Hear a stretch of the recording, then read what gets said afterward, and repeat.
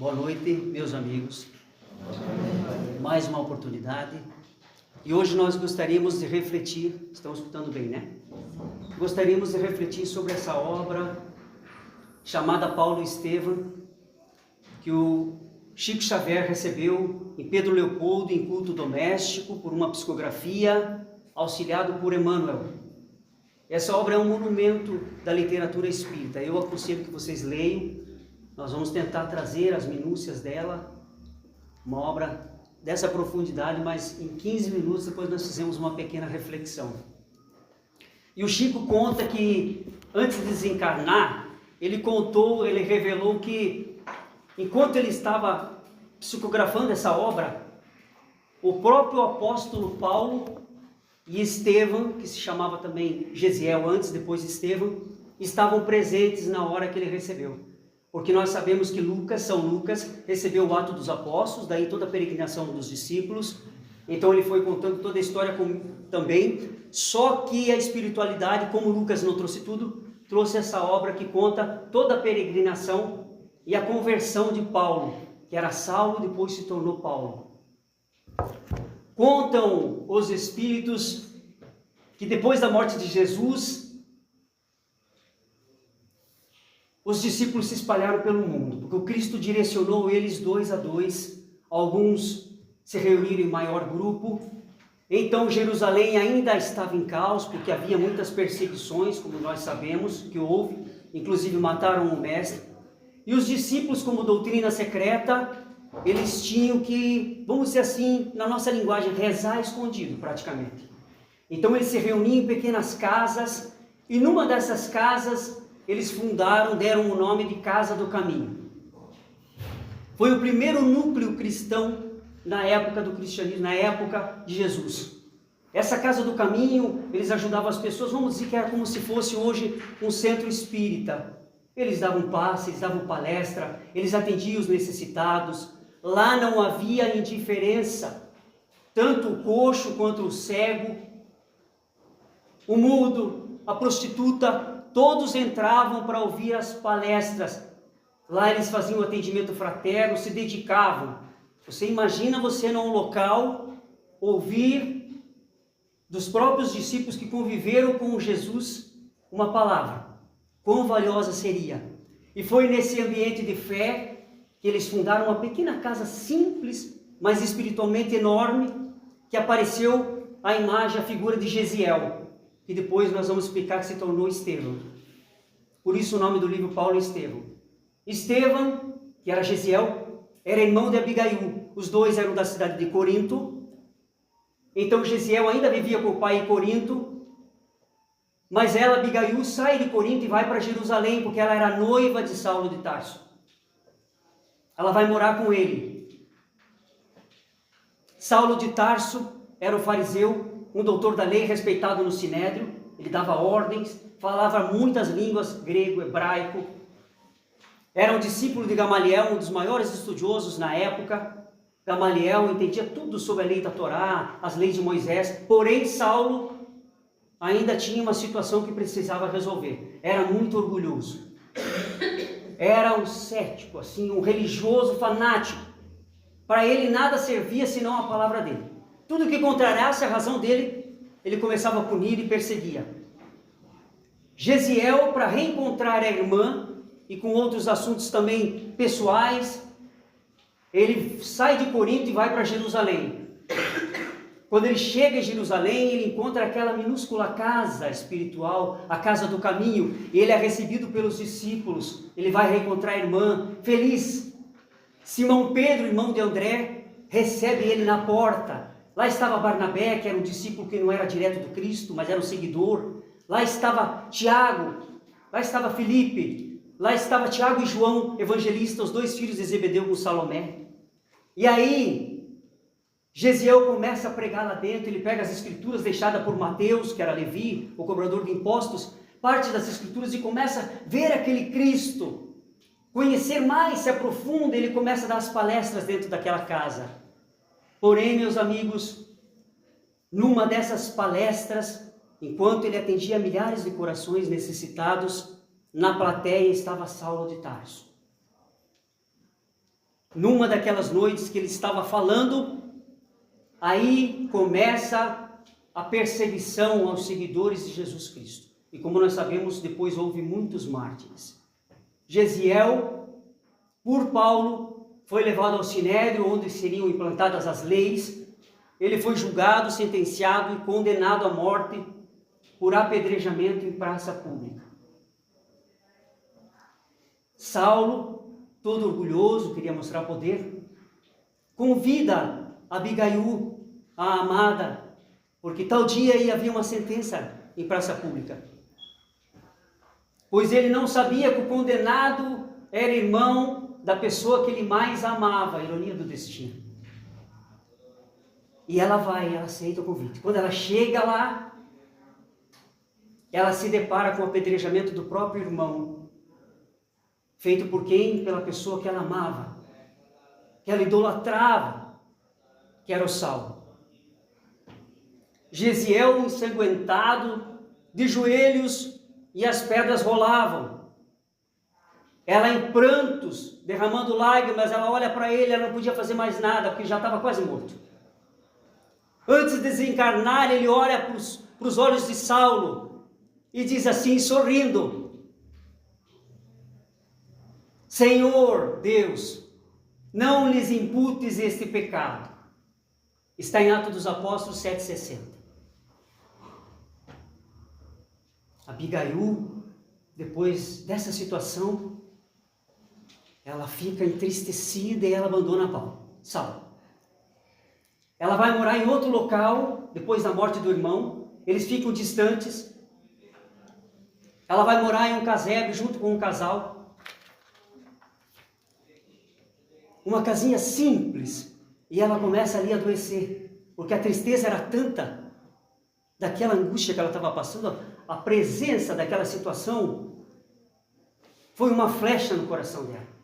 Ver o apedrejamento do irmão em praça pública, e na época era assim, não era fácil não, não é que nem hoje. Muitos eram queimados em tochas públicas, via pública, crucificados, diversos. E ela começa a adoecer. Cada vez mais ela se sente naquela situação, e Paulo distante. Quando ela recebe uma visita inusitada de uma pessoa chamada Simeão, era outro seguidor do Cristo, que antes da morte dela, chega para ela e mostra os pergaminhos e diz: olha, eu sei que você está mal, mas eu preciso te mostrar algo que vai apaziguar o teu coração. Você já está ciente que você tem pouco tempo de vida, mas eu vou te ajudar a você reconhecer em Cristo que nós somos imortais. Em Cristo você estará sempre viva, como ele disse. E ele começa a explicar sobre as potências que nós temos na alma.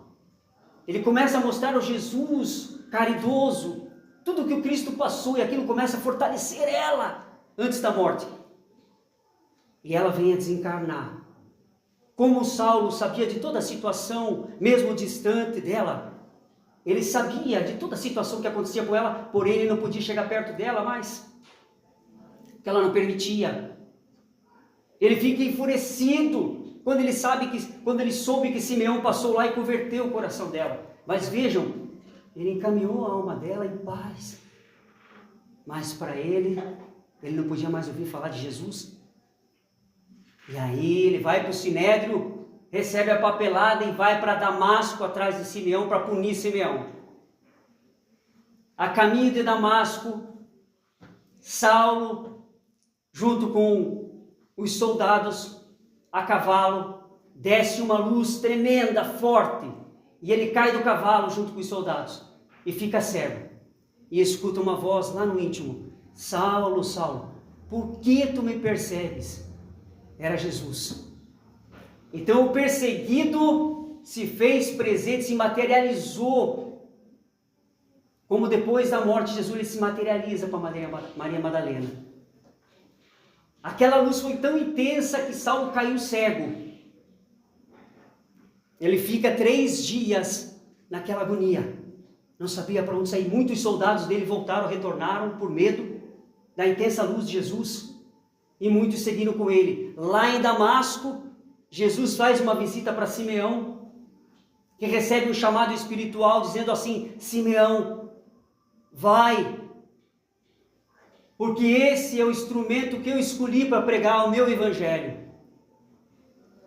Por mais que na caminhada ele errou, esse espírito, mesmo tendo se desviado do caminho, ele é muito grande. Vai, atende-o. Simeão, como era um homem de muita fé, um senhorzinho simples, ele vai encontrar com Saulo de Tarso. Saulo chega até ele aos prantos. Sabe quando a pessoa não tem mais, parece que não tem mais luz no fim do túnel, ela não tem mais para onde recorrer, ela aceita qualquer coisa. Então Simeão olha para os olhos de Paulo fechados, cego de orgulho de tudo aquilo que ele era, e agora fisicamente cego pela luz de Jesus, e Simeão diz assim: Saulo, Saulo, Jesus que te apareceu pelo caminho pediu para que eu viesse abrir os teus olhos. Simeão impõe as mãos nos olhos de Saulo, e Saulo fica curado, recebe o poder magnético.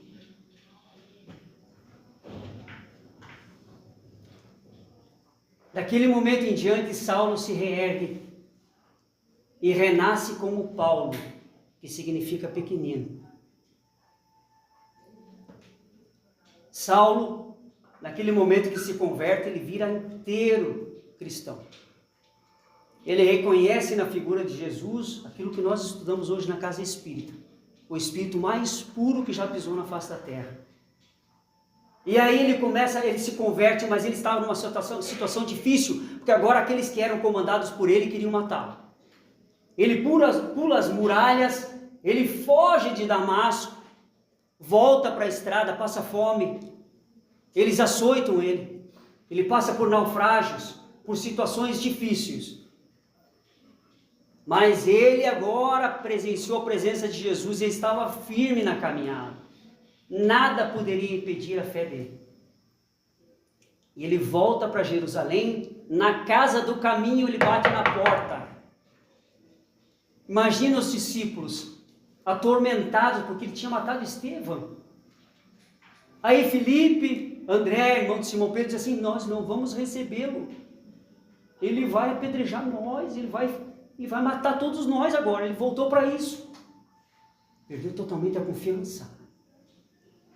Mas Simão Pedro convoca uma reunião emergencial e diz assim: o que o Cristo nos ensinou? Primeiro, perdoai os vossos inimigos. O que o Cristo falou? André, Felipe, você estava presente, o que o Cristo nos ensinou? Nós viemos para curar os doentes, não os sãos.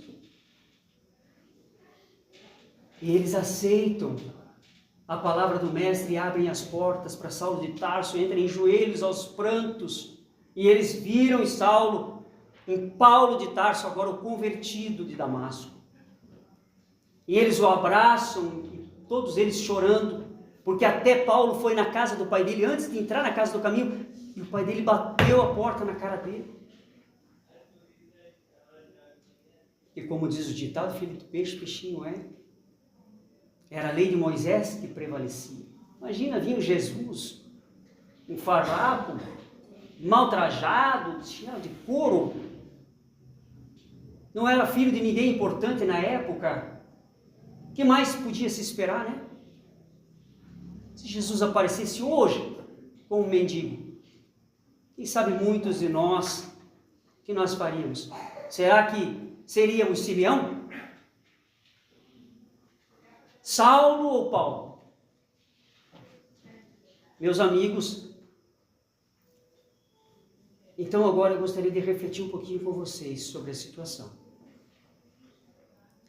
Nós seguimos um roteiro, que essa obra nos traz lições importantíssimas para a nossa vida, para que nós, com todas as dificuldades que nós passamos, nós possamos se fortalecer cada vez mais. E erga a mão aquele que nunca teve uma dificuldade aqui dentro. Atire a primeira pedra aquele que nunca errou. Como Jesus escreveu no barro, não era na areia, foi na terra. A verdadeira conversão do ser humano, nós tiramos de lição nessa obra. Não é pela inteligência, não é mudar a crença, mas é mudar o estado de espírito, o sentimento. Essa é a verdadeira conversão. Independente de ter, de frequentar outro local, de acreditar naquilo piamente, achar que é 100% razão. Isso não significa. Não é possível desenvolver um trabalho cristão.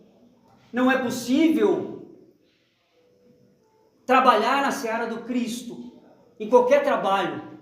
Não é possível entrar aqui na casa espírita e vir caminhando e dizer, lá eu não sento. Eu não vou sentar lá porque esse eu não gosto muito da energia dessa pessoa.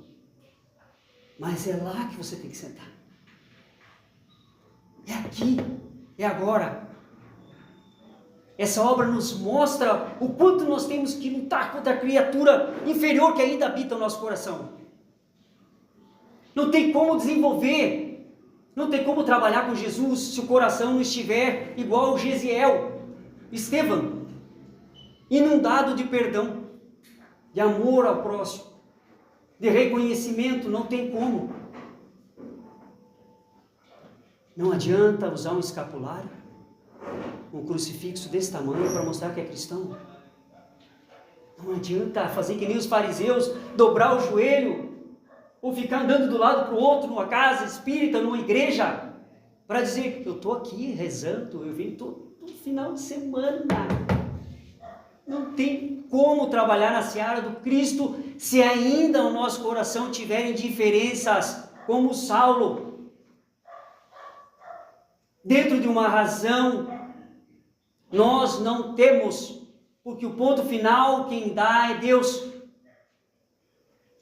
Então, enquanto um falava de perdão, caridade e amor, que era Estevão, o outro só pensava em punição e ordem.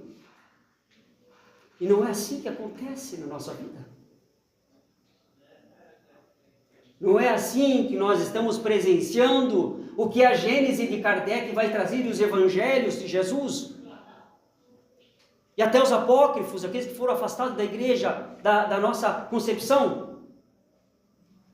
Não é assim que nós vemos o mundo hoje. O final dos tempos não vai acabar. É apenas um ciclo que se renova. E junto com esse ciclo físico, aqui da Terra, se renovam consciências. É por isso essa reflexão que nós trazemos hoje, sobre essa obra tão importante. Paulo, convertido, e Saulo, apedrejado.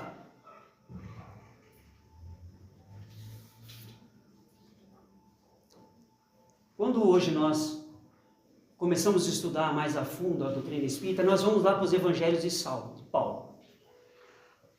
São Paulo, como diz a igreja. O apóstolo Paulo, como queira chamar. E nós percebemos numa das entrelinhas que ele vai dizer assim, perante a atribulação, olha só, seja grato na atribulação. Seja grato quando você tiver um problema. Se nós estivermos com qualquer problema, nós começarmos para dentro de nós, nos lamentar, se fechar dentro de um quarto, se nós começarmos a ficar isolados, se nós não converter o pensamento em gratidão, nós não haveremos de ter robustez. Porque Paulo diz, quanto mais você tiver gratidão perante as atribulações, mais o teu espírito vai estar robusto. Será que esse robusto requisita inteligência? Não.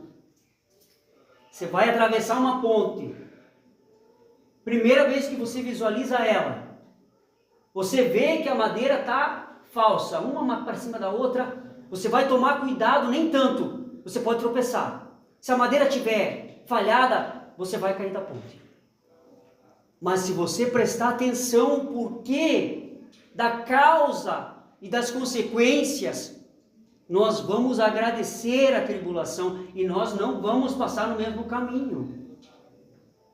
Essa é a robustez. É tomar a consciência de que nós podemos atravessar as nossas dificuldades, seja a qualquer custo, custo divino, dignidade, perdão, caridade.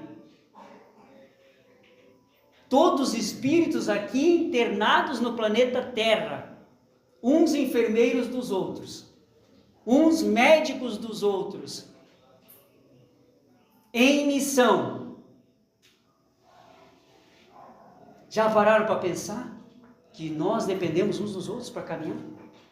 Tem como? Padeiro não vende pão se não tiver quem come. Como é que você vai vender um anel para alguém que não tem dedo? Como é que vai amassar o pão se o fermento não cresce? As palavras de Estevão chacoalharam o coração e a alma de Saulo. Prepararam, vamos dizer assim. Porque olhar nos olhos da pessoa quando está sendo apedrejada não é fácil. A pessoa vai te matar.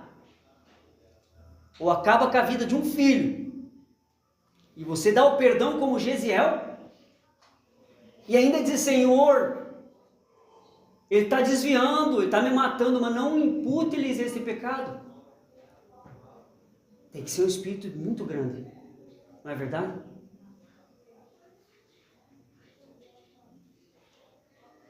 Emmanuel vai dizer que o amor não vivido de Saulo, quando ela abandona ele e ela sai da vida dele, causou uma ferida profunda.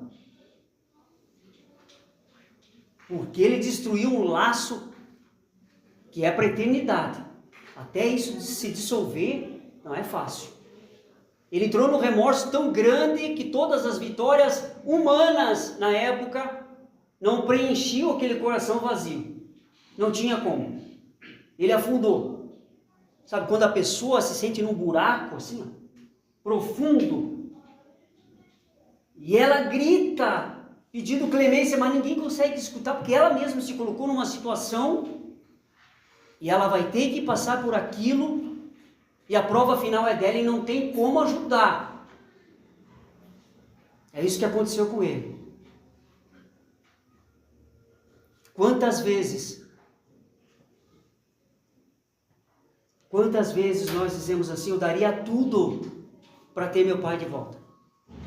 Eu daria todo o dinheiro que eu tenho, carro, eu comprei o carro essa semana de luxo, eu comprei, tenho casa, tenho aluguel lá no litoral, tenho 5 apartamentos, mas eu daria tudo para voltar atrás e não ofender. Quando eu recebi o conselho, disse assim, ó, eu não quero saber. Quantos de nós temos ainda que percorrer até entendermos que o perdão não se dá só na hora do sepultamento? Quando nós entramos e vemos aquela criatura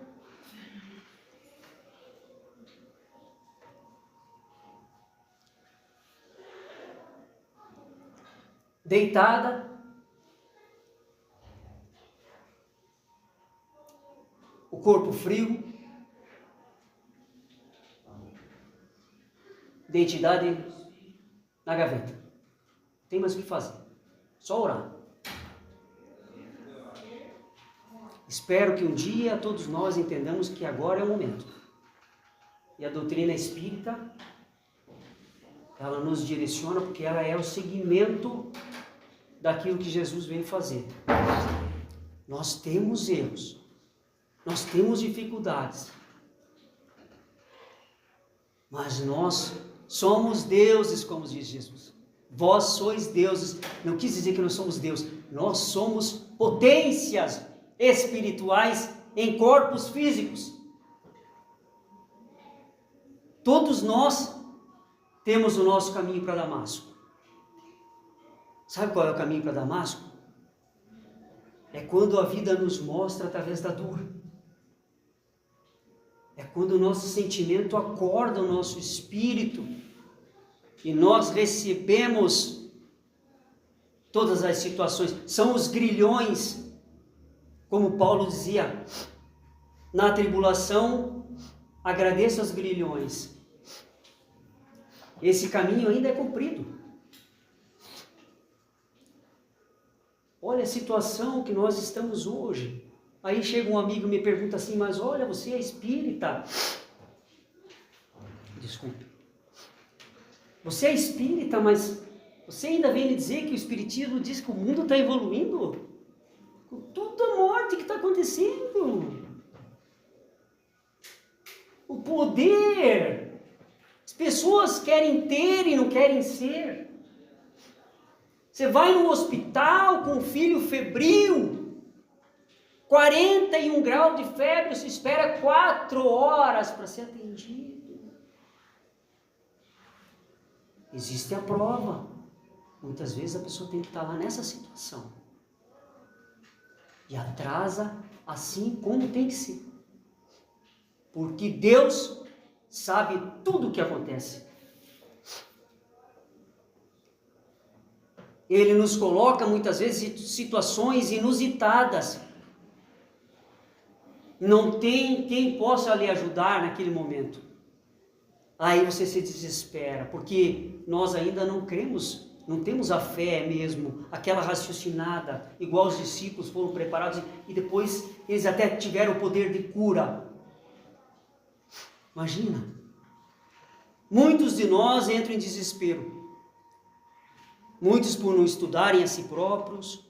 Por isso que Jesus disse, conhece-te a ti mesmo, para que agora nos conhecemos e conhecemos uns aos outros, para que na hora do desencarne, nós possamos sair do corpo resignados, acordar do outro lado vivo, opa, calma, eu estou de pé. Cumpri a missão encarnada, a qual eu me designei. Estou com a cabeça levantada, perdoei quando tinha que perdoar, voltei atrás, pensei, repensei, errei, mas eu voltei atrás.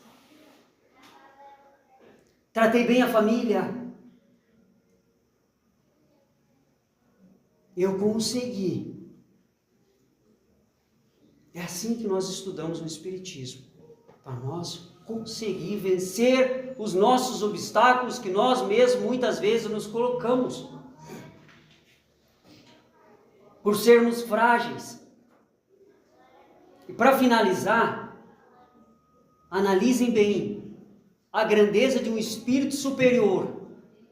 Quando Paulo estava em momento sozinho, que ele foi preso e depois decapitado, e aí na prisão ele começou a escrever as cartas também, cartas aos Efésios, aos Hebreus, que todo mundo sabe. E aí Lucas, ele recebe a presença de Lucas e ele direciona Lucas, continue, vá para Éfeso, converse com Maria, mãe de Jesus, ela vai te contar tudo desse Cristo, tudo que eu aprendi. E Lucas vai e escreve o Atos dos Apóstolos. Emmanuel vai dizer que naquele momento, na cadeia,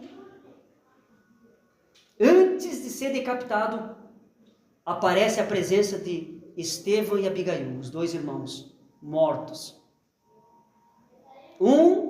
Uma morta indiretamente pelo sentimento, e outro apedrejado. Paulo se debulha em lágrimas, e Gesiel chega perto dele e diz assim, eu e Abigail não sinta o que você está sentindo. O perdão já veio na hora que eu falei aquelas palavras para você. Nós, aqui para frente, iremos te guiar como 2 espíritos guias. E vamos peregrinar junto com você, Paulo, até o final. E assim se dá a história. Eu espero que todos nós, um dia, possamos bater no peito e dizer, como Saulo, como Paulo. Eu combati o bom combate. Acabei a carreira terrena com dignidade e guardei a fé. Agora eu gostaria de ler um pequenino trecho para nós finalizar, em forma de oração. Essa é uma obra que eu escrevi, está na casa também, para quem quiser adquirir, Espiritismo da Moral ao Trabalho. E dá uma notícia que esse ano que vem nós temos mais 3 obras que estão em desenvolvimento, psicografia, que eu pretendo lançar também. E vou deixar nas mãos da Casa Espírita para que as pessoas conheçam. Então, fechemos os nossos olhos por 1 minuto, como oração final.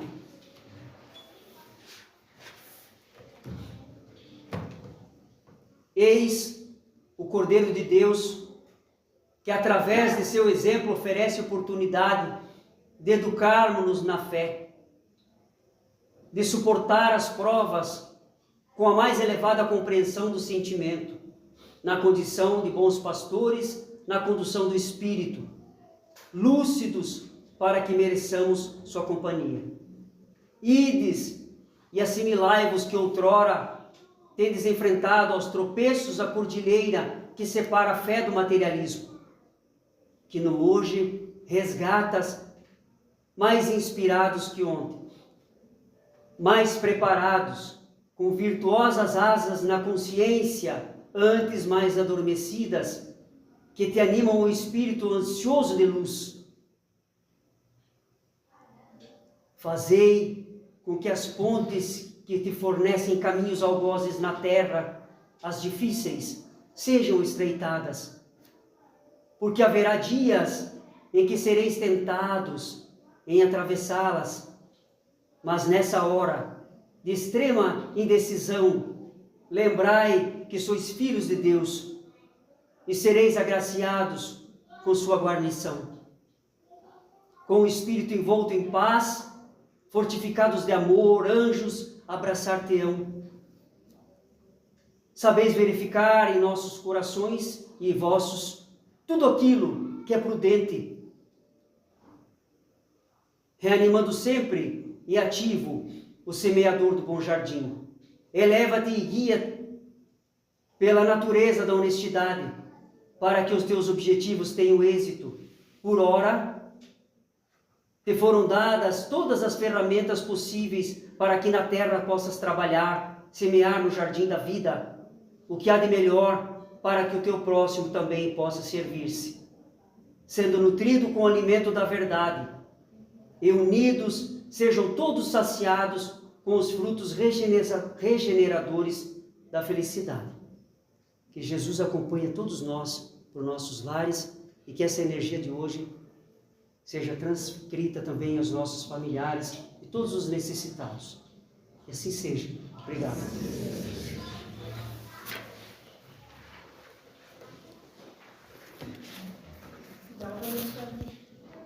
Eu agradeço.